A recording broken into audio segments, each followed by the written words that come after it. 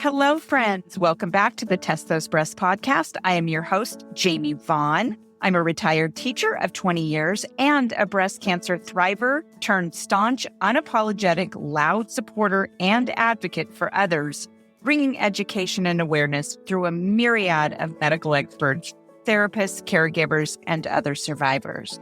A breast cancer diagnosis is incredibly overwhelming with the mounds of information out there, especially on Dr. Google. I get it. I'm not a doctor, and I know how important it is to uncover accurate information, which is my ongoing mission through my nonprofit. The podcast includes personal stories and opinions from breast cancer survivors and professional physicians, providing the most up-to-date information at the time of recording.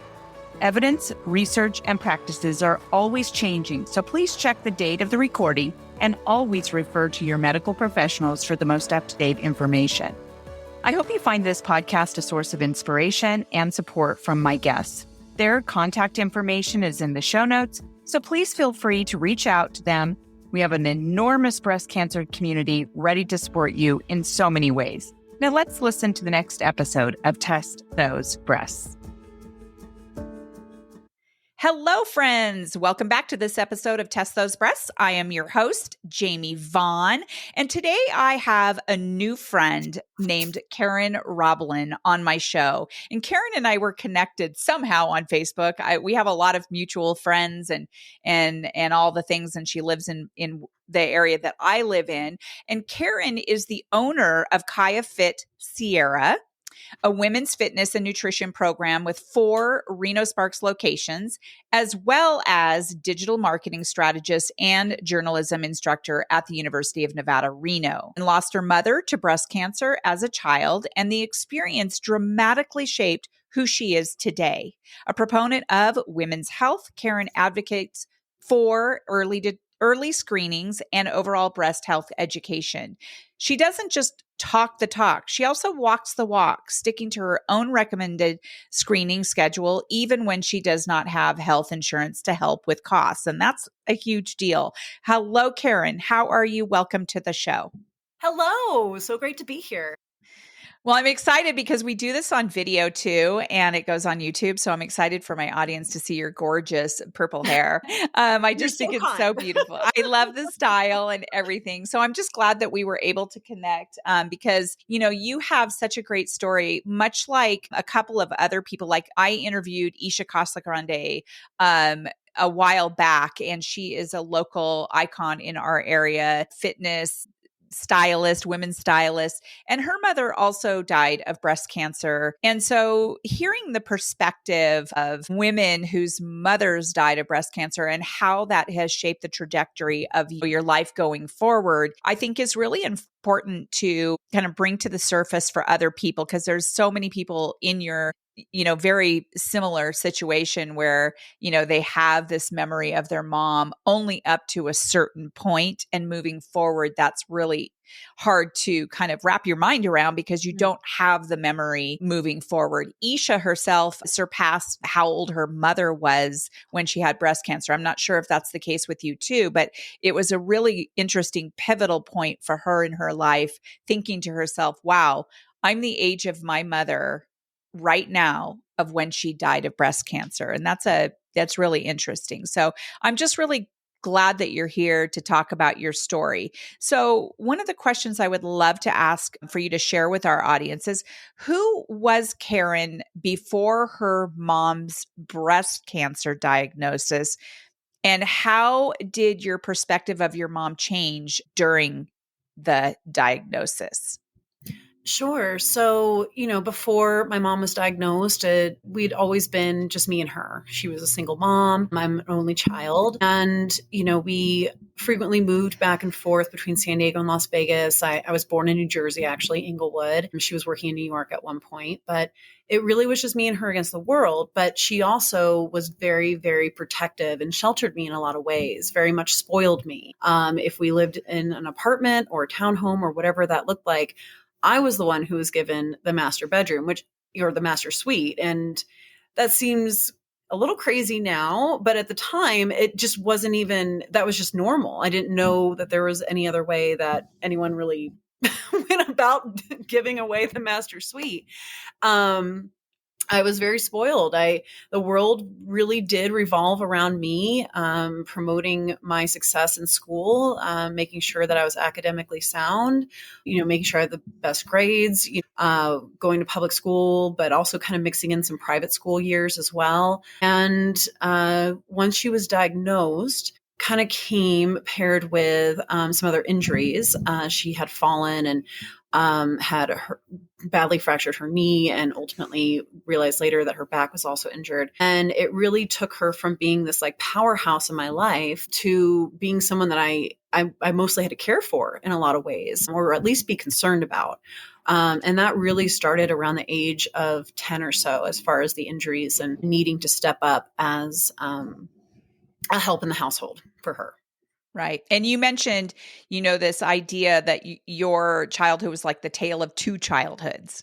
Mm-hmm. So you had all of this experience with your mom before, where you were held up and treated kind of like just as a really important princess, and you were given Definitely everything. You were only, and so you were so used to that with your mom until she got the diagnosis. And explain to us a little more about how your perspective of your mom and your childhood changed further than being kind of taking care of her. How did your perspective change over time during her diagnosis and your, very young child way of looking at things?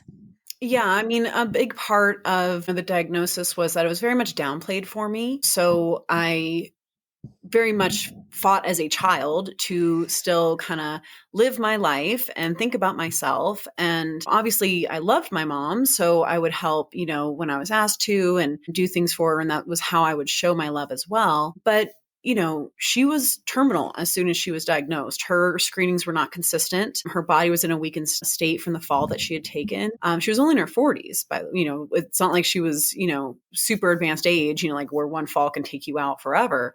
It was all very surprising along the way. And so I was in a lot of denial, but I was also in a protected denial. I wasn't being given the truth in a lot of which ways, unless I really had to be told. When she had a mastectomy, I had to change her tubes and the drainage bags and assist with that wound care. And wow. I was very, very young. I believe I was 11 at that time. And those images stay with me for sure. But at the same time, I'm not being told that she's terminal. I'm being protected. But she knew she was. So we were moving back to San Diego because she knew I loved San Diego more than Las Vegas as a child. And knowing that she was going to pass at some point, probably soon, she wanted me to at least be in a place where I loved versus a place that I really didn't love in Las Vegas. And definitely with a year and a half or so of just caring more and more and more as her body was breaking down more and more and more, I just started to resent it, and I started to rebel in ways that, I was very ashamed of after she passed. Would fight a lot, would buck against what she would say. When things were getting really, really hard for her, when she was unable to dress herself or bathe, a friend of hers and her husband kind of moved in with us and helped in ways that I just wasn't physically able to help with anymore, as far as some of those I couldn't lift her out of the tub per se, right? I wasn't large enough for that. And so my whole kind of world was shifting, but at the same time, I was still being very cocooned. I didn't know the truth of what was coming. I was still being told to do this, that, or the other. I wasn't being told, any context after a fight that, this could be the last month that we're even talking. So yeah, I can understand that would be really, I can empathize with this resentment because you really didn't know. At the same time, you're watching her body break down. So at some point in time, did you know that she was probably dying without even being told? No, I always had my mom on a pedestal where she was the strongest woman I ever knew. And it was fueled by a million different things. She was a marathoner. Like, I would ride my bike when she would be running. I'd ride my bike alongside her. Even when she fractured her knee, the doctors didn't realize it for 6 weeks because the muscles supposedly were so strong. They were holding the kneecap in place, so they didn't realize. So I was just being I just was always on the front row of these amazing instances of like, my mom is so strong. And, even if things were getting harder for her, I just never fathomed a reality where there wasn't another side. There wasn't like a coming out the other end of it. It just never crossed my mind. It was Right. complete shock when she passed. And the day she passed, I had no idea. I'm going to kind of ask another question. At this point now at your age, how old are you again? I'm 40. Yeah. And she was So 44. at this age, do you look back on what you were thinking at the time? And are you ever surprised that you didn't know that she was dying? Sure. No, I mean, you look back and it's like, well, yeah. I mean, my mom could only wear a very long, extra long kind of nightshirt. She couldn't put on real clothes anymore at one point. She was using a walker to walk around. And this is a 44-year-old. She had shrunk in height like significantly. Everything was super incredibly painful, had an incredibly hard time sleeping to the point where she had to sleep on a couch to try to get some firmness in certain ways at certain times because she couldn't possibly sleep. It was sub quality of life. Looking back on it, that seems so obvious from an adult perspective, and definitely someone who understands cancer treatment more now. Yeah, at the time it was just like, like these two people our friends are gonna move in with us and help me out, and it was just all kind of like ho hum. This is how things are gonna be, and I was like, okay, well, I still get my room, right? Right. That was the perspective. I will tell you, I don't know how much of my audience knows. I was a middle school teacher for many, many years. And I remember my middle school years very well and the thought process that was going through my mind. So I understood middle school kids a lot. And even like, sixth grade or whatever, because I did teach sixth, seventh, and eighth grade. And I understood their perspective in more ways than they probably even realized. Anyways, okay. So eventually, your mom died at age 44. That was in 1996. And you were 12 or 13 at the time. How old were you at the time? At the time, I was 12. 12. Okay. I turned 12 in July of 1996, and she passed away in September. Okay. So when this happened, how did that play a role in how you actually handled the situation? So the day that she passed, it was just another school day for me. I was sitting in my classroom, I believe it was a math class, and someone came into the class and called me up to the office. There was some reason I had to go to the office, and I did. And my soon-to-be guardian, her name was Cricket, she was there, and she said we had to go to the hospital and that my mom wasn't doing too good. And it was news to me that she was even in the hospital because that morning she was not. So that was a surprise. And we get to the hospital, and by the time I'm walking into her hospital room, she's completely non-responsive. And in general, she had, tubes coming out of her, just completely not able to engage. And it was definitely a visual that sticks with me, of course, because it just was, there was a breaking down of her body, but there was no ramp up to a hospital stay. That just wasn't even part of anything that she had done before. And they're saying that she's probably not coming back from this. And, I'm told to say my goodbyes. And I don't remember a ton of what I said other than I obviously loved her. And I asked if she could hear me, if she could blink. And I think I remember her blinking, but just in a way that like, I hope that's because of that versus, just a natural blink. But it was, I wasn't there for the very end. They had me leave the room and I went home. And then it was that night that my soon to be guardian, a friend of hers, Cricket, again, she came home and, gave me her watch and pointed at the time that maybe it was set to and saying that this is the time that your mom passed and she's gone. And that's how that went. It was complete. It was almost like a car accident from my perspective. It was just like another day, nothing different. And then it was just not another day. Right. Right. That's terrible. That's a terrible feeling. In hindsight, what do you wish the adults in the room would have done? How do you wish they would have handled it for you? Yeah, I I understand my mom's decisions. I mean, she's coming off of 12 years of protecting me in a million ways, in general.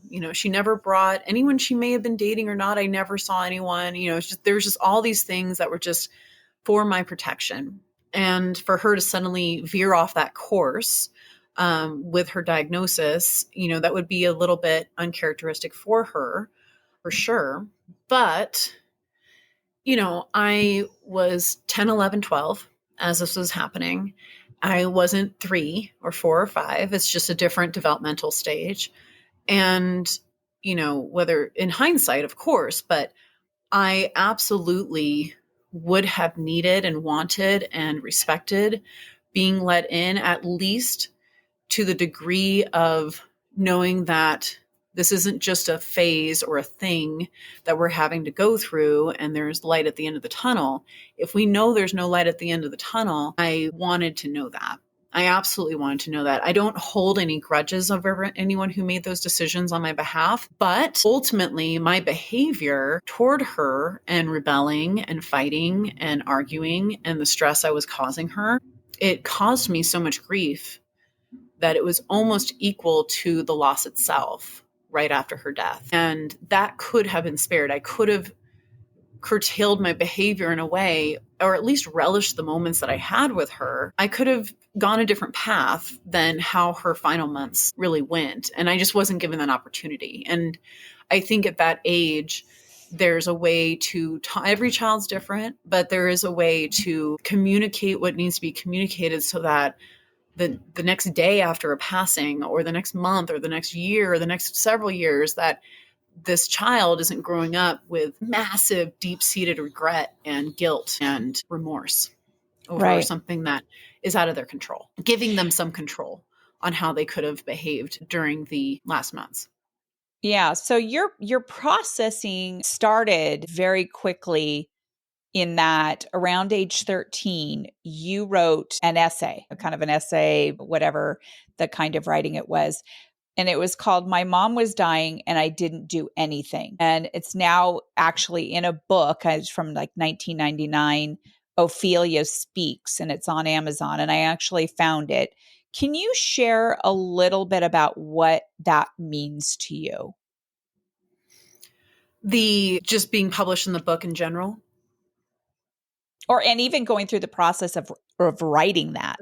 So writing actually was incredibly cathartic for me. My mom always journaled. I don't know, probably her whole life, but definitely throughout her time of just being my mom, she was always journaling, always a big proponent of writing things down and writing through things. And she would encourage me, but I would kind of like do a little here, do a little there. My life was just, I didn't really, other than, my dad not being in the picture, I just didn't really have a whole lot of stuff I needed to work through myself. And you can see that in like the little bitty starts of like, oh, my friend and I did this. And then like, I didn't write anything else. I have very old journals that I have. But I started writing every single day, the day that she died, or perhaps the day after she died. It was right in that realm. And I was writing through all of it. I wrote stupid things and I wrote sad things and I wrote things I found joy in, and I wrote about crushes and I wrote about guilt and I wrote about everything, every mix of emotion that a 12-year-old going on 13 would be feeling and going through, still going to school, still having to live life, still having to move forward in a completely different life when it's only you and one parent, and then you have to go forth. Your whole world is different. The whole thing is on its head. And I was a good writer, I was told. And my career has since involved writing, so it's worked out. But it was my 8th grade English teacher who was aware of essays that were being submitted for this book, Ophelia Speaks. And in 1998, she encouraged me to write. However, whatever assignments I was turning in that class, she felt like I should submit. And I didn't really have anything else I wanted to write about other than my mom for that essay. And I really sat down and took very deep breath of, okay, here's how I'm feeling in this moment. And here's what I'm telling my friends. And here's what I'm saying to others, because it really is a tale of, appreciate what you have while you have it. And that's really the backbone of that. And I was really surprised, but also elated. It was my first publishing when they selected my essay to be in that book. Being published as a 13-year-old was like, oh my gosh, it was, really cool in my opinion. And I never read that essay again. I have yet to read that essay again to this day, now that I'm 40. So it's been 27 years. Maybe one day I will read the whole thing, but I kept some photocopies of it. I would give them to friends that would enter my life that I wanted to share a piece of myself with. But in some ways, I found it easier to just hand them this essay because they could just kind of understand from a very I'm not imposing my emotional will on you. And here I am sitting here crying, telling you all these things. I could just kind of share a piece of me and where I'm coming from, and it would help them connect with me more. At least that was the point when I would do those things. But I used to have a signed copy from Sarah Chandler over the years. That's unfortunately been lost, but it was a really important experience for me, for sure. So, well, in the essay, you have a poem, and I didn't talk to you about this before we started recording, but there's a poem in there. Is that your mom wrote? Is that something that you remember? It says, Caren, I'll be your person of good faith. I'll take a stand. I won't break. I'll be your rock and you can lean on. I'll be the fire in your night. I will defend. I will fight. I'll be there when you need me. I swear I'll always be strong, and that will always belong. When honor's at stake, this vow I will make. You mean the world to me. Love, Mom. Yeah. Yeah, That's she wrote that. She was the kind of person, I mean, obviously she loved writing, but that actually is a poem that I still have. She gave me this standing clock. It was like a wooden book that would prop up open, and there was a clock on one side and engraved gold-ish plate on the other side, and that poem is engraved in that. She was the kind of person where when she would give me a gift, it would have our initials in the bottom, or it would have some sort of poem etched into it in some way. I mean, it was always a little bit different, but that is one. She gave it to me in the last couple years of her life, for sure. And that clock stopped working a very, very long time ago, but I still have it. It's in my bedroom. It's a testament to her thinking of me first in her life. As a child, I was always thinking of myself first. So it's a good reminder to me to really think about the others that are in your world and the ones who are closest, that one, they know that, and two, that within reason. I mean, obviously self-care is important. You know what I mean? I don't know if I would propose giving master suites to children or anything, but why not? Being that person who, is putting others first where it needs to happen and being aware of that. And it's not all me, me, me, even though culture and, and society can feel like that sometimes as well. I mean, it's a balance as women, being grown now, it's a balance of taking care of yourself and taking care of others. But yeah, she wrote that. And I did not remember that I included that poem in that essay. So thank you for reminding me. Well, it's a fairly long essay, but there is one part in there after the poem that I'm wondering if you'll let me read, because it's a really, I think it was a really pivotal point for you writing it at age 13. Do you mind if I read it? Yeah, please. Okay. It says, I am now 13 years old. My mother died on September 27, 1996, when I was 12. I've changed a lot since then. I can distinguish between what's important and what's not. And disrespecting my mom to fit in wasn't important. It wasn't the cool thing to do. I wish I could take it back, but that's the thing about life. I can't. I can only move forward and continue without my mom. She was my support, my backbone, and living without her has made me learn how to become my own support, my own backbone. There is Cricket and Russ, and Cricket was your guardian, yes, and Russ, my guardian, and her husband. Okay. But they're not much older than me. This whole thing has forced me to become more independent. I don't know if that's a good thing or a bad thing, but now I'm not afraid to tell people what I think. I'm able to accept things more easily, and I'm a lot more generous and giving. So I guess what I'm saying is forget all of the stupid reasons you fight with your parents. It's just not worth it. If you look hard enough, you'll realize everything they're doing is to protect you because they love you. Besides, whether you'll admit it or not, I know you love them too. I thought that was really, you had to grow up quickly. Yes. Yeah. And that is very evident in your writing. Yeah. Yeah. Even as being 13, I was just very hyper aware of my situation and my scenario. The love of a parent is very different than the love of anyone else. It cannot be compared. And you feel a lot lesser and a lot more left behind in a lot of instances in life. Holiday. I mean, you name it, it's a game shift for sure. And I was just very, very aware. And I think I was able to articulate a lot of those instances because I had been writing through this, since the moment that she died. So it wasn't like I just sat down and finally vomited a bunch of words into an essay. I really have been working through my own grief for a while through writing, for sure. Yeah. So, how throughout your life, how has your mom's breast cancer experience shaped the way you take care of your own body today, like breast health or any gynecological health? Absolutely. So obviously having a parent, pass away so young from breast cancer, I've been a high risk, ever since.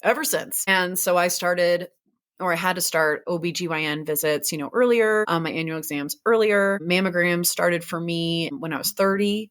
Several years into that, my doctor wanted me to alternate my annual mammogram with an annual breast MRI. So every 6 months, I'm either getting a mammogram or a breast MRI. And mammograms are in April for me, and breast MRIs are in October for me.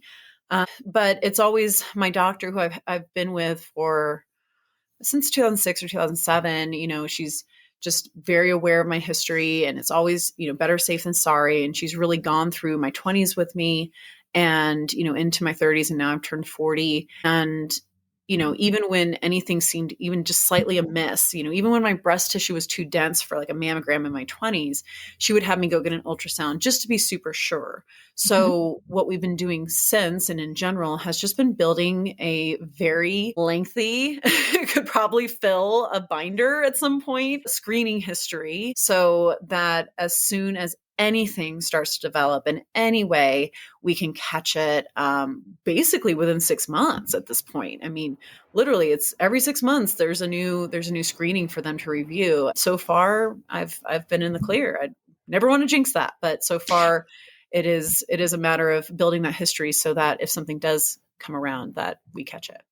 Yeah. And I would imagine, early detection in your mind is like exactly what, that is like prominent in your mind, because when your mom was diagnosed, she did not catch it early. Is that right? Was she stage 4 at that time when she caught it? Correct. Yeah. Yeah. And, what I was told after the fact, all this was here, all this was after the fact, it was just that when they did diagnose her, that it was either already in her blood or her bones, something along the lines of like, obviously, not possible to treat in any which way. And so in her history of screenings, I don't want to say like, oh, it was the 90s, like like I was some like, like, oh, we're all weird and crazy in the 90s. But, single mom, she's doing her best. She was not consistent on her screenings. She was not consistent. And at best, she had a couple of mammograms under her belt at best. And that's just me like trying to pull my memory of someone referring to that. And she always put me first, which a lot of parents can relate to health wise. You take the kid to the doctor. You don't necessarily go, or, you don't necessarily go to the doctor yourself. You take the kid to the dentist. You're not necessarily going to the dentist yourself. But these things can trickle. So when it comes to screenings, they're so easy. And there's so many resources out there that help make them more affordable. And at the end of the day, I will, if it's a money issue, I will save money catching it early, then save money catching it midstream or even at the end. So it's just always been, this is worth it to me. And this is one way that I can honor her and keep her memory alive, beyond just living. Yeah. Yeah. And I think that's really important. You don't have to have had breast cancer to be so concerned about this. Especially if you have somebody who's died in the past. I know that you and I talked about Caren, who started Know Your Lemons. And I told you that I was a lemonista with Know Your Lemons, which is just somebody who brings awareness to as many people as possible about breast cancer. Caren, who is the founder, has never had breast cancer, but her two biological grandmothers passed away of breast cancer and one of her very, very best friends. And so she, really made it her mission to make sure that she did whatever she possibly could to bring awareness and talk about, early detection and the importance of mammograms and any kind of advocacy of advocating for yourself. So what do you do in your adulthood to help people with that? I mean, in general, I have a large social network that's just built up over the years. And every time I get screened, I am the weirdo who asks if I can take my phone in just for a moment to take a photo of the breast MRI machine, or I guess it's just a regular MRI machine, but whatever. I'll take the selfie in the dressing room at the mammogram, take a photo of the mammogram machine, like whatever it is, I'm that person. And, they don't care. I mean, you just give them a heads up. I mean, especially because you're not supposed to have phones in the MRI. But, I always want to promote just the awareness, because I think we know, right? We know we should do something, but it's that next step of like, I should be doing this. I just haven't scheduled it. I've been busy. I don't have the money. I'm not insured right now. Like whatever pops up, we have that like next step that we just can't take. And it's very similar in the fitness, industry. What I see all the time with Kaya Fitzgerald is women, I know I should move my body. I know I should do this. I just showing up, putting the shoes on, it's that next step that's like the killer that prevents it from happening. And so I always try to spread awareness in the sense of, look, if I'm one of the busiest women in Reno, please know that I make time for this. I don't even have health insurance and I'm paying for this because of these reasons. And it was so easy. It was less than an hour total from walking in the door to walking out the door. You can do this too. If you're not scheduling it now, do it. I've also hosted various different events that have raised funds for local breast cancer nonprofits over the years, and anything I can do. But I really do try to use my story as leverage to, if it just gets one person who sees my content to book that screening, then that's a win. That's a win. I love that. That's so good though. And using that on social media, obviously that's what I do with this podcast and putting it all over on all the platforms just to get the word out. And I know that they've actually reached out to me, even if they're from different countries, saying, hey, I ran across your podcast and thank you so much for interviewing surgeons, because it's because of your podcast interviews we now have an idea of what we want to do for my daughter's surgery or whatever it is. So I think putting it out there and being loud and proud about it is very, very important. You mentioned, I want to wrap this up a little bit by talking about health, your insurance, not having insurance. How do you navigate that? Because I actually do have people who've reached out to me and said, look, I'm too busy to get my mammogram, or I want to go get my mammogram, but I don't have insurance. And so they just put it off. So how do you navigate that? What are some resources that you can share? Yeah, I mean, the biggest resource, there's a lot of things across the country. I can only really speak locally within Nevada. My biggest resource that's enabled me, as soon as I became a business owner and wasn't working, the regular corporate 9 to 5, I just did not really have access to health insurance. And that was about 5 years ago. And I remember looking at different possibilities for insurance, and it was just all so expensive and it just didn't seem to cover anything. And a friend of mine told me about, here in Nevada, Access to Healthcare Nevada. And it is not insurance. It is basically for anyone in the state of Nevada. You can apply for it. It's a medical discount program. And basically, it discounts everything, almost anything you can think of, as long as you're working with the network that's providing you. But when you compare the cost, I mean, I don't use it for my OBGYN because I have such a long history with her. I don't want to bounce around simply to save a few bucks. I'd rather pay the $190, show up fee for my annual exam, because even if I'm paying that, that's still so much less than even 1 month of insurance coverage. So whatever on that front. But they have in the past gotten me some free mammograms. The past few years, they've typically come in at like $80. I know that I put my breast MRI through their system, and I can't recall if they actually discounted or not. I think there's some discount there, but I basically pay about $350 for that. And again, you add that up, 80 plus $350 plus $190, still for the whole year is still really fantastic. And then I still have urgent care coverage or discounts. It feels like coverage. So I'm always like mixing it up, but it's a really amazing program. And yes, you have to apply. And yes, there's a phone interview in the beginning and all these things. But, and I know their prices are about to go up, but as of our recording here on this podcast, it's about $40 a month, and you can pay and save even more by prepaying a year. So it's just been a fantastic resource, and they're also helpful. And I think a lot of people just don't even know they exist. I think it's insurance or not insurance, and I just can't afford it, and I just can't do it, and I put it off. But there are resources out there, and there's national resources too. I mean, it's just a matter of, this matters to me. So I'm going to dig in a little bit, lean in a little bit to make sure that I can do this and make it work for me. And it's so worth it. It's so worth it, because if you are diagnosed, you want to catch it early. And there is like a cost thing that I just saw, where stage 1, the cost of like an average cost of being stage 0 and 1 and 2 and 3 and 4. And so the earlier you catch it, the better. And I love that there are resources out there, and I will include those in the show notes. And I also want to reiterate, you're in the fitness industry. You own Kaya Fitness in 4 locations. There are people who go there who've had breast cancer, who've known people who have breast cancer, who know the importance of keeping your body healthy, your bone health,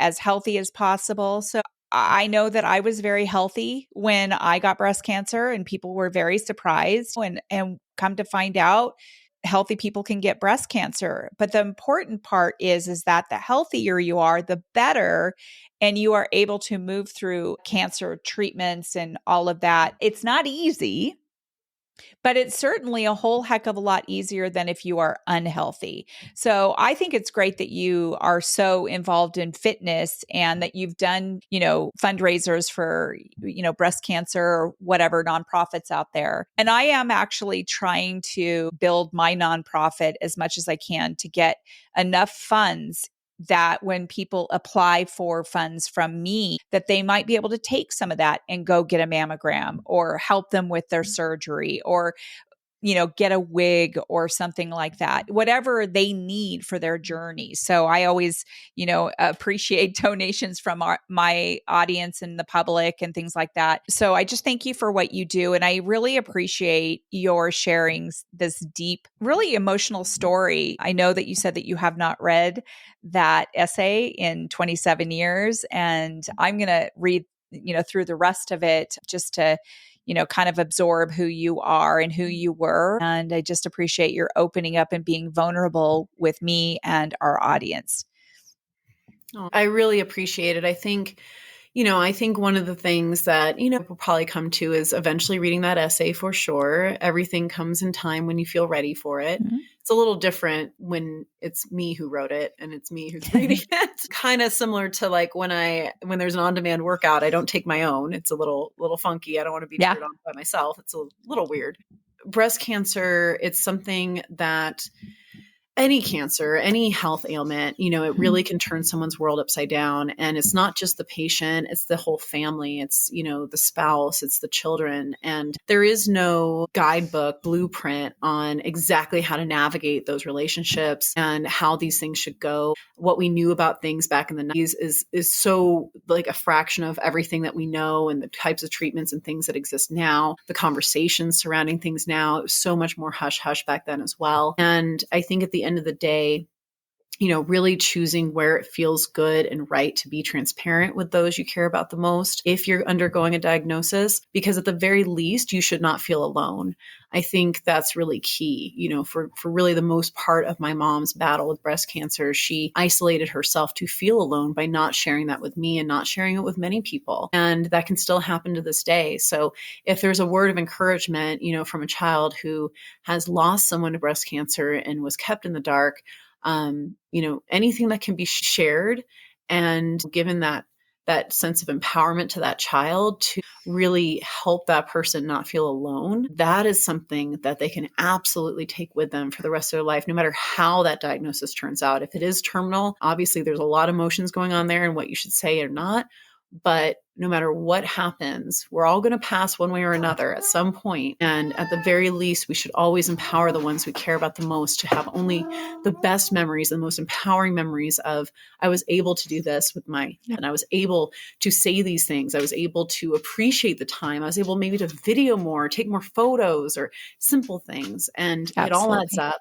And I think the main thing is don't suffer alone. Even if maybe you don't have children, maybe you're not married, whatever it looks like don't suffer alone. Find your tribe, because they're out there and everyone is rooting for you to not just be healthy, but truly to be a part of this community, any community that you find, home and beyond.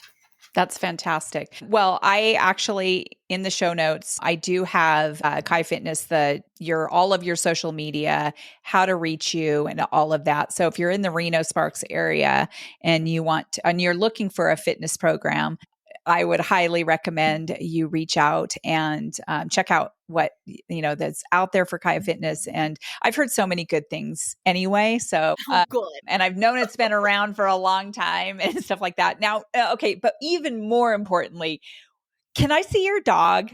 Yes. All right. He's been waiting for this Griselda. moment. I'll bring Griselda over here too. Come on. Hi, Griselda. Here we are. Hello. You have a ball in your mouth. Oh, hello, Griselda. Oh, hello. What's his name? His name is Jigsaw or Jiggy, whatever. Hi, whatever Jiggy. Like. He has a half-eaten purple ball in his mouth to replicate my hair, I guess. I love it. Well, I was going to get my dog Griselda. Griselda, come. Drop it. She might actually be outside. I was thinking maybe they could meet each other, but she's have a little have a little play date, but she's clearly, I think she's out back. But I remember us saying that you have a dog and that you were afraid that he'd be making sounds. He's and so tall he can just shove. I had a chair blocking this whole time because he hears excitement or hears emotion and he just comes right over. And we love our dogs. They're part of our family. And I've had my granddaughter on screen before and our dog. So this is such a down to earth, conversation that like we're sitting in each other's living room. So yes. I think it's great. I have my mom's photo just over my head. Oh, good. Trying not to have too much. Wow, she's beautiful. Wow. Yeah. So that was me and her. She definitely went bright red for the last few years of her life. So I did have red hair myself for a very long time, but about 8 years ago I went purple. But her favorite colors were purple and green. So it all works out. Oh yeah. So it's a good memory. I love it. And obviously you got your hair from her. She had gorgeous hair.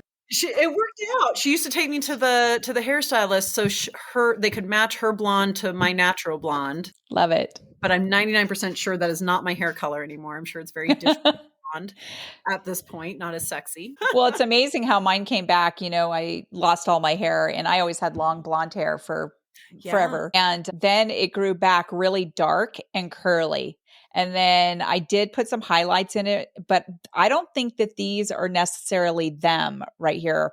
I think this is actually my normal colored hair right now. And I'm just keeping it like that. So anyway, well, thank you very much, Caren. This has been such a nice conversation. And I just really appreciate it again for you being vulnerable and telling your story and introducing us to your dog and maybe your husband in the background. Your fiance walking around with my charging cords case my computer dies. Yep. Sometimes my husband gets in the background. I'm like, "Hey, hun." Hey. Well, just so you know, that's my mother's blouse. My mother passed away 5 years ago, and I keep her blouse in the background. It's a piece that she bought when I was a cabbie consultant, and so I keep it on there. And then my pink boxing gloves. I've got my pink boxing gloves on there. So yeah. So memories of mom. Yes. Yes. Okay. Well, anyway, to my audience, I really appreciate your joining us again on this episode of Test Those Breasts. And again, if you head over to your favorite platform and rate and review this podcast, it always does help get the word out. And I hope that you all enjoy this episode with Caren Roblin and visit her social media and go to Kaya Fitness and all the things. So thank you very much. And we will see you next time on the next episode of Test Those Breasts. Bye for now. Friends, thank you so much for listening to this episode of Test Those Breasts. I hope you got some great, much needed information that will help you with your journey. As always, I am open to guests to add value to my show, and I'm also open to being a guest on other podcasts where I can add value. So please reach out if you'd like to collaborate. My contact information is in the show notes. And as a reminder, rating, reviewing, and sharing this podcast will truly help build a bigger audience all over the world. I thank you for your efforts. I look forward to sharing my next episode of Test Those Breasts.